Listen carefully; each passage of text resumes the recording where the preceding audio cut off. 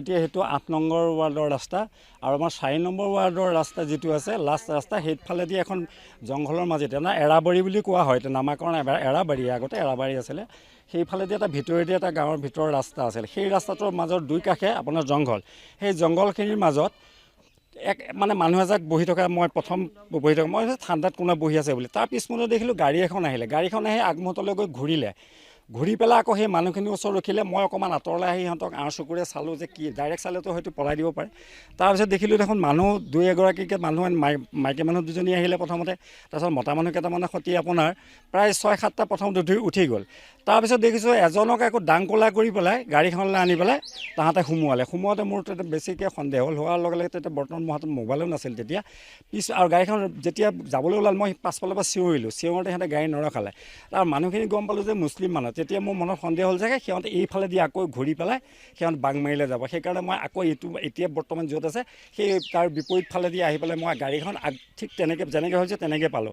পাই পেলাই গাড়ীখন সিহঁতক প্ৰথমতে হাতৰে এনেকৈ দিওঁতে গাড়ীখন নৰখাৰ পিছত কি কৰিলোঁ, গাড়ীখন ৰানিং অৱস্থাতে আছে। মই লাহেকৈ মোৰ স্কুটিখন পথালিকৈ ঘূৰাই দিলোঁ। পথালিকৈ ঘূৰাই আনোতে গাড়ীখনৰ ষ্টাৰ্টিঙত আছে, শ্ল' কৰিলে। শ্ল' কৰাৰ লগে লগে মই নামি আহি পটককৈ গ্লাছখন খোলা আছিলে, ড্ৰাইভাৰ ষ্টাৰিঙৰ ফালে হাতটো সোমোৱাই, বাঁ হাতখন সোমোৱাই চাবি বাট তাৰ হাতৰ পৰা কাঢ়ি লৈ আহিলোঁ। কাঢ়ি লোৱাৰ লগে লগে সি তাক নামিবলৈ ক'লোঁ। নামোতে সি নামিবলৈ প্ৰথম বিচৰা নাছিলে।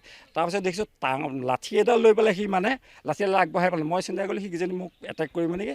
তাৰ কাৰণে আকৌ মই এই হাতেৰে সোঁ হাতেৰে তাক মই লাঠিডালো ধৰি আছোঁ আৰু বাঁ হাতেৰে সোঁ হাতেৰে তাৰ হাতত ধৰি জোৰ কৰি তাক টানি দিওঁতে সি ওলাই আহোঁতে দেখিছোঁ লেঙেৰা বাৰু দেই। তাৰপিছত তাক বহুৱাবলৈ ধৰোঁতে, দৰাখন খুলি এনেকৈ ওলাই আহোঁতে বহুৱাবলৈ ধৰোঁতে সি বহিছোঁ বুলি কওঁতে সি লাহেকৈ ফালৰি কাটি পলালে। মই অকলে যিহেতুকে আছিলোঁ।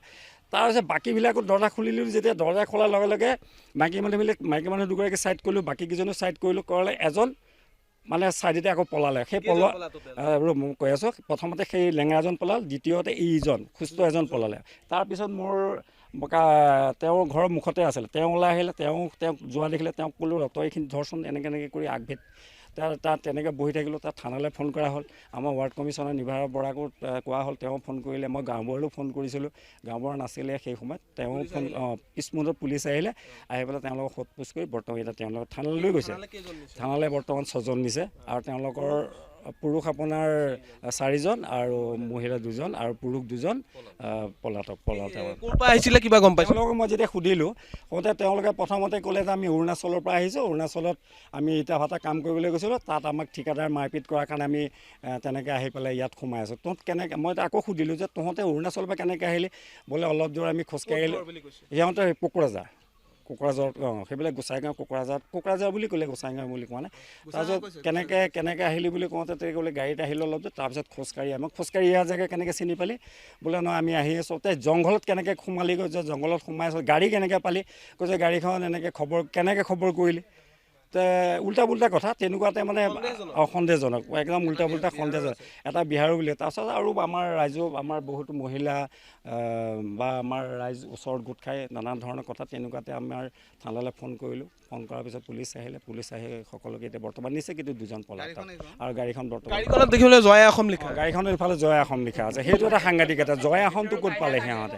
আৰু গাড়ীখন সুস্থ মানুহ এজনে চলাবও নোৱাৰে, ভাল মানুহে ড্ৰাইভাৰজনে চলাব নোৱাৰে। তাৰ এক্সিলেটৰ ব্ৰেক সম্পূৰ্ণ ওপৰত বেলেগ এটা ছিষ্টেমত বনাই লৈছে। লোক আৰু তোমাৰ এইখিনি বাংলাদেশীয়ে হয়। আৰু ধুবুৰীত যেতিয়া উচ্ছেদ হৈ আছে, তেওঁলোকে মানে পলায়ন কৰিছে। পলায়ন কৰাৰ কাৰণে এতিয়া মানে আমাৰ বিলুদাৰে প্ৰথমতে এই বাৰীত সোমাই আছিলে। বাৰীত সোমাই থাকোঁতে এইফালৰ পৰা তেওঁ আহি পেলাই আগচি ধৰি পেলাই যেতিয়া মানুহখিনি পলাব ধৰিছে, তেতিয়া তেওঁ চিঞৰ বাখৰ কৰোঁতে তেতিয়া মই ওলাই আহিলোঁ। মই ওলাই আহি পেলাই আগচি ধৰিলোঁ। আৰু মানুহখিনি বাংলাদেশীয়ে হয়। কিন্তু তেওঁলোকে ইয়াত তথ্যটো বেলেগ দিছে, নাগৰিকত্ব বুলি দিছে, কিন্তু তেওঁলোক সন্দেহযুক্ত হয়। কিবা ডকুমেণ্টছ দেখাইছে নেকি? ডকুমেণ্টছ দেখাইছে, আধাৰ কাৰ্ড দেখাইছে, ডুপ্লিকেট। যিকোনো খবৰৰ বাবে যোগাযোগ কৰক 7099017330 লগতে 7099017110 নম্বৰত।